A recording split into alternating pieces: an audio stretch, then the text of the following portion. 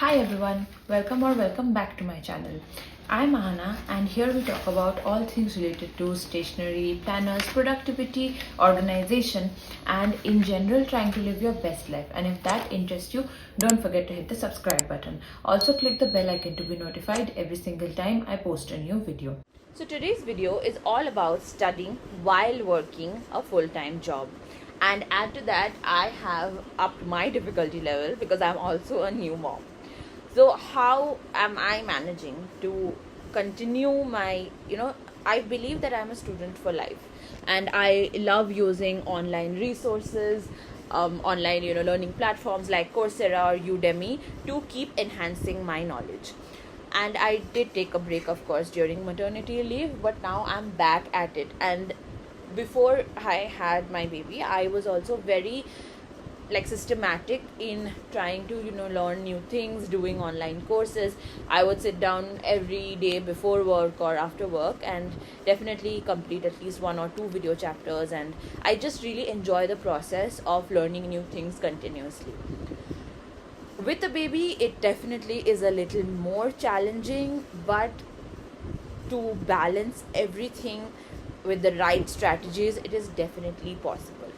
Like, you have to make a schedule, so you want to make sure that you have enough time for your work related responsibilities, in my case for my family related responsibilities, and also for my personal development, which in this season of life is a little bit of YouTube, is a little bit of doing Coursera or Udemy courses. You have to figure out what your free time is and how you can use it effectively. So what I generally do is that I have this planner, Neura planner. You guys must have seen my videos, or I will just put a little clip over here. So it does have like a really neat time blocking weekly schedule. I know the hours that I am working, so my shift timings are mostly fixed, right, from 12 to 9:30, unless there is something more like some important or urgent deliverable has come up, then I would have to log in early, log out late, etc. But those things are flexible. So I have these 9-hour block anyway scheduled. The days that I am going into office, my cab will come say at 11:30 and I will come home by 10 odd. So those commute times are now also blocked. I do have the entire morning to myself, and being a morning person, it is a very, like, I would say it's a really big gift to have this much time to yourself. So I'm going to write down like what my work hours are, and then I will like fill in what my other commitments are. So with my baby, I like to spend the time after work because then I can just play with her and hang out with her until she falls asleep. And in the morning, I do spend some time with her, of course, during her meal time, and I play a little bit with her, but I will still get about 1 or 2 hours of like solid study time in outside of my workout time or any time that I want to spend with my husband, etc. So now that I have my schedule in place, I do know that every single day I have like a 1-2 hour block, at least a 1 hour, if I'm lucky, a 2 hour block for my daily studies. So at least I know that I do have this time available. Moving on to step 2, you have to prioritize your studies. It's so easy to just get lost in the flow of things. If I have an extra hour, I find myself thinking more often than not that, oh my god, let me just watch a little bit of Netflix, let me just talk to a friend, let me just chill with my baby some more. Anyway, I will be at work, but I know that studying at this time is going to help me grow in my life, grow in my career, and as not just as a mother but also as a woman with a career, it's so important that you prioritize your learning and your development as well. So I just try to find, if I'm doing like an online course, I have these deadlines from the course itself. Like, I have to take a quiz by XYZ date, I have to complete an assignment by say the end of this week. So I actually stick to those deadlines pretty religiously. I treat it like it is a classroom course. Like, I have to show up for the class, I have to like do this part of the assignment by so and so date, so I'm able to finish it in time. So setting these customizable or personalized deadlines for myself really helped me to stay on track and prioritize my studies. find the study methods which are working for you. There are different kinds of learner. Somebody is an auditory learner, somebody is a visual learner, you know. So I have seen that I am more of a visual learner, and I am also somebody, when I hear somebody say something, like if it's a video format, it's easier for me to grasp than it is to study from textbooks. And I don't know why this has happened suddenly, because all, you know, your school life, you're always studying from textbooks.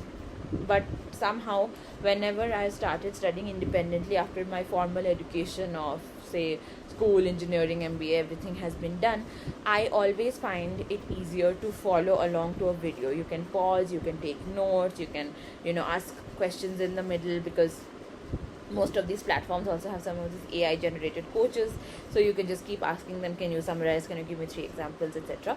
So it's really helpful. It's also kind of interactive. They also have these discussion forums where if you have doubts you can ask questions.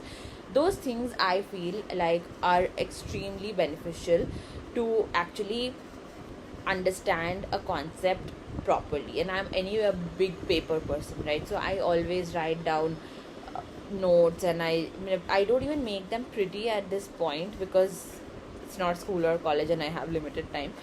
I do make them very easy to refer back to, because most of the things that I do learn right now are very relevant for my job. So there's a concept that I know I might need for work later, it is very handy for me to refer back to these notes. I have like the setup, like a quiet place with my desk, and I just plug in my earphones, listen to 1 or 2 videos in the morning, take notes, and I just keep it a very simple routine that doesn't have too much friction to just get into. And different things work for different people, right? Some people might find it easier to read from a textbook. In that case, I mean, by all means, you know, you block that time to read a proper textbook that is relevant for your field. You can also get a Kindle, you can highlight as you go and then refer to the highlights later on. If you are an auditory learner, you can get one of those Audible subscriptions. You can keep listening to the books while you're maybe doing something else, while you're doing chores. Learning does not only come from courses and books and all. You can also use podcasts. So if you're doing something else around the house, or if you're working out, I have a lot of friends who, when they work out, they listen to podcasts. So you can do 2 things at once, and it might really help you. You know, first of all, it's not boring, because you're not just like passively listening, you're also actively doing something else, and it keeps you engaged.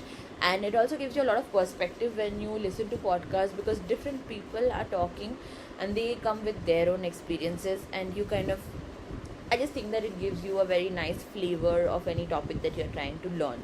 The podcast part, I will get to my next point, which is make use of your commute. So I have a pretty long commute, an hour each way to work, and I always like to listen to an Audible audiobook or a podcast on the way, because I mean, it's not like I hate music. I do like listening to songs also, but I just think that, you know, that time, that 2 hours a day is a significant amount of time to actually imbibe some real information.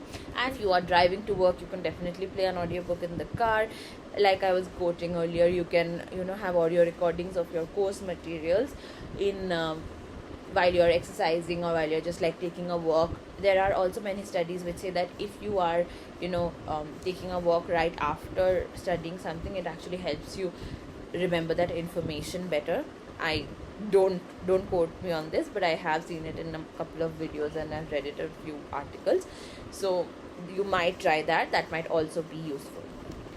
And finally, make sure that you do take enough breaks and you do get enough sleep. And trust me, as a new mom, I have tried the sleepless nights, and it is horrible for your health.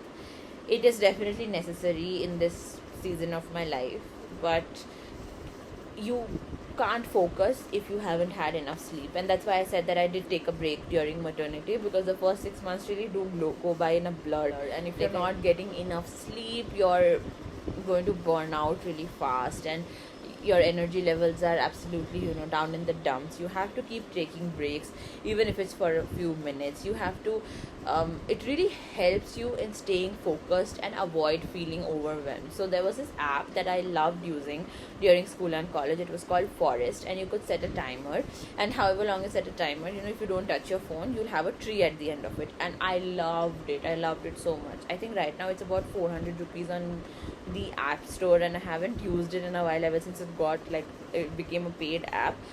But I love that motivation of having a tree at the end. And when I used to study for my boards or something, I loved having like a full forest full of trees, because I was studying for like say 10-12 hours a day, right? It had like little shrubs and bushes and trees, and you can schedule breaks on it as well. So you could do like 25 minutes, like a Pomodoro technique. You could do 25 of focus and 5 break, and that is really the most effective way of studying. You can adjust your study sessions and your break times as per your benefit, but it is definitely better to have say a 50-minute study session and a 10-minute break than having like a 3-hour long session with no breaks. A little bit of break, and you take a walk, you just talk to somebody, take a little break. That definitely refreshes your mind and makes you more primed to learn better. And even at work, right, you have to get enough sleep to be able to perform well at work. And in under no circumstances can you ignore work at the cost of your personal development. You have to prioritize your work and your family, and then you have to find time to prioritize your learning as well. It is tough. You have to juggle a lot of things, and believe me, I know. These are 5 tips that will help you in studying and continuing your learning with a full-time job and with any additional responsibilities that you might have. With the right strategies and a little bit of planning, you can be successful in both. You just have to be a little patient with yourself, take enough breaks, get proper rest, and stick to the plan and make consistent efforts every day. As always, thank you for watching. See you in the next video. Bye.